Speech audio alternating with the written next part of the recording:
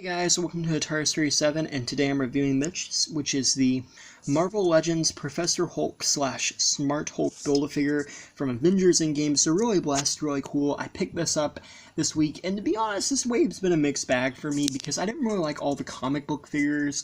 That's kind of been why I haven't really been into Legends as much, because they're really expensive, and I'm just really a movie fan, and I don't really like having to pay for all the comic book figures when I'm not really into those. But nonetheless, I really like this new Hulk Build-A-Figure, so I decided to pick it up, and yeah, it looks really good. It's just amazing, and it looks really cool, so I can't wait to get into this.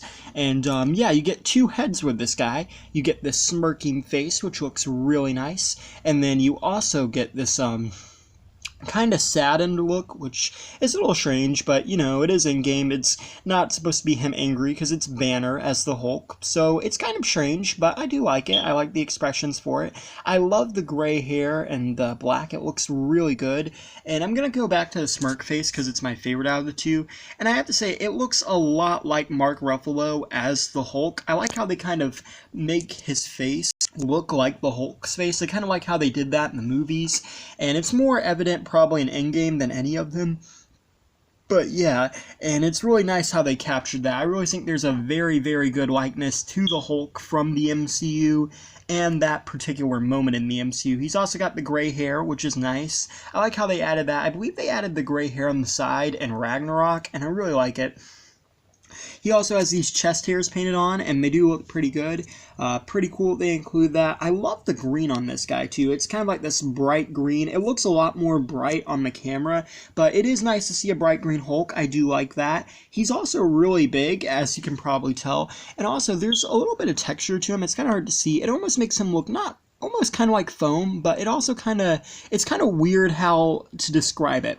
But it's really hard to see, but he does have this little bit of texture on him, and you might notice on the back a little bit better, but it's really nice. It makes him kind of, I don't know, it doesn't really look like foam. It's hard to describe what it looks like, but it kind of, I guess like more spots or something, but it looks kind of realistic and kind of cool. You can see his muscles, which look awesome, and then you've got the little vines or veins going through him.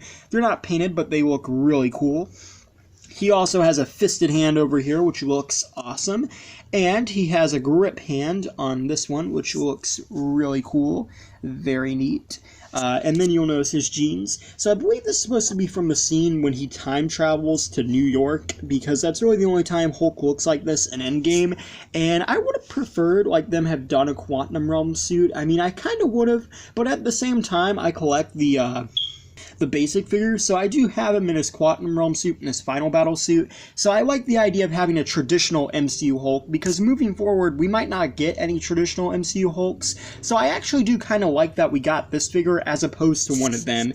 And the ripped jeans look pretty cool. I like how they did them. You can see a button there. It's also got some pocket detailings. I really like that they included that, but then as it moves down, you can kind of see where it starts to rip at the legs, and it looks really good. I like how they did that, actually. They made it look very realistic, very cool on the sides there and on the back, and then you can see his feet, which also look good, and they also have that texturing, so pretty good when it comes to that, to be honest. And yeah, in terms of articulation, you got a 360 at the head.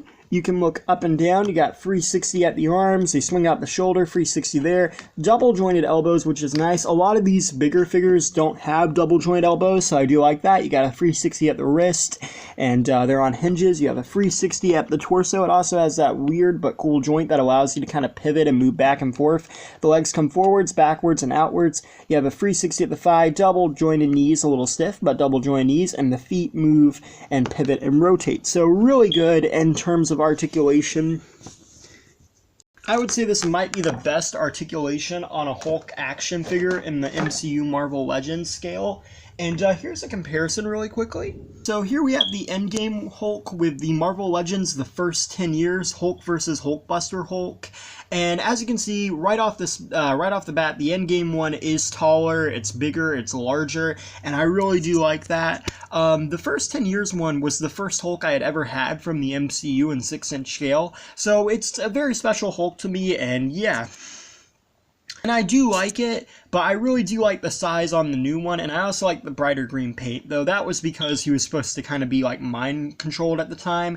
But I do like this new Hulk better, and I will say too, like with the articulation, he has the new joints, so he doesn't have the T-joints, so the articulation on the new Hulk is better too. Though I feel at the time this was made, because this was a re-release from like 2015, I do think that was a pretty good Hulk action figure. Here's a comparison with Rescue and Shuri and War Machine. As you can see, he's a lot bigger and he looks really cool. And here's a comparison with Captain America, also from Endgame, with Hulk. You can see they both look really good together. Very, very cool. And here's a comparison with Proxima Midnight. So yeah. Finally, here's a comparison with the first 10 years Thanos, and I believe they're around the same height, but Hulk does look to be a little bit taller. So yeah, really, really like that. I like the scale on this new Hulk. It's probably the best thing about it. Probably one of my favorite Hulk figures ever.